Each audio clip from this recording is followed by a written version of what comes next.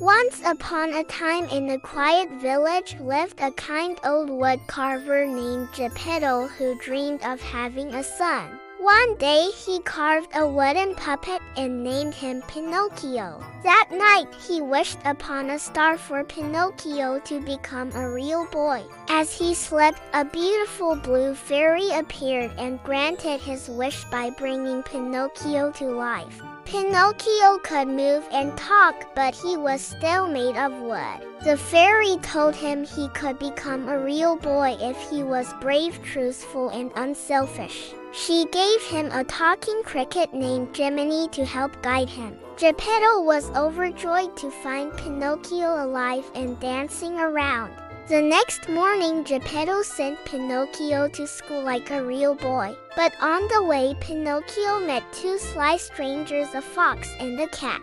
They told him he could become rich and famous by joining a puppet show. Pinocchio forgot about school and followed them. The fox and cat led Pinocchio to a puppet master named Stromboli. Stromboli was amazed that Pinocchio could dance without strings and put him in the show. The crowd cheered, but Stromboli locked Pinocchio in a cage after the show. He planned to keep Pinocchio forever to make money.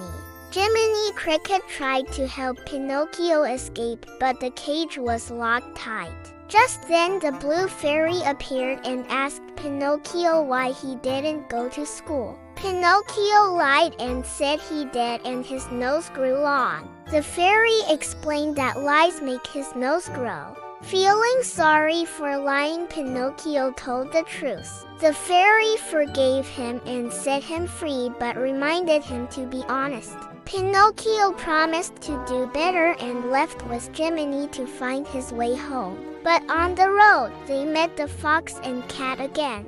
This time, the fox and cat told Pinocchio about a magical place called Pleasure Island.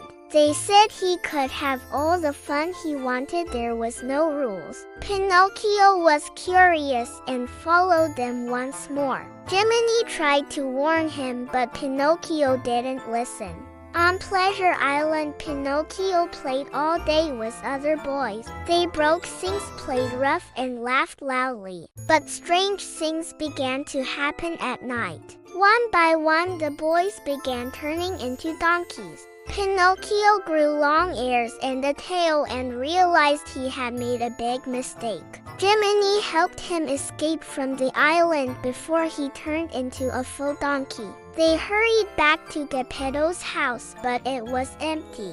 A dove flew down with a message. The message said Geppetto had gone out to sea to look for Pinocchio. He was swallowed by a great whale named Monstro. Pinocchio was scared, but he wanted to rescue his father. With Jiminy by his side, he jumped into the ocean.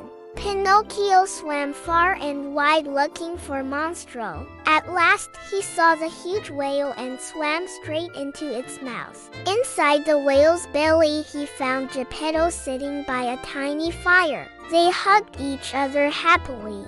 Pinocchio came up with a plan to escape. He gathered wood and lit a bigger fire to make the whale sneeze. The smoke made Monstro cough, and soon he gave a great big sneeze. Pinocchio and Geppetto were blown out into the sea. They floated safely back to shore on a piece of driftwood. Geppetto was proud of Pinocchio for his bravery and love. That night back at home, the blue fairy returned one last time.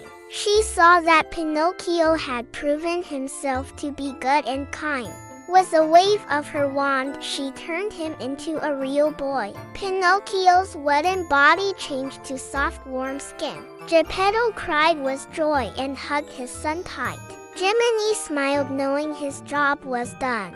From that day on, Pinocchio listened to his heart and told the truth. He worked hard at school and helped others whenever he could. Geppetto and Pinocchio lived happily in their little home, and every night they looked up at the stars and thanked the fairy.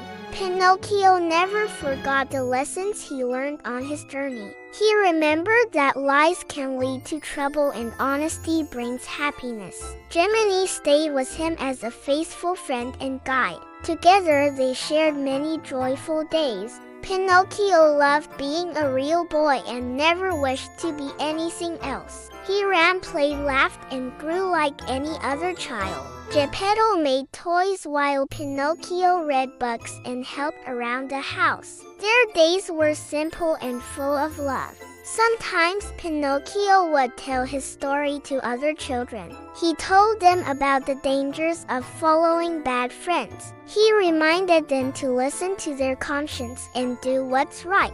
The children listened with wide eyes and kind hearts. Even the animals in the village loved Pinocchio. Birds would sing to him and kittens would curl up on his lap. He always had a smile and a kind word for everyone. The village was proud to have such a good little boy. Years passed and Pinocchio grew taller and stronger. He never forgot Geppetto's love and care. Every night they sat by the fire and shared stories. Their home was filled with laughter, warmth, and peace. And so the wooden puppet who once told lies became the bravest, kindest boy in the land. His adventures taught him the value of truth and family. The blue fairy watched over him from the stars above, and Jiminy always reminded him to let his heart be his guide.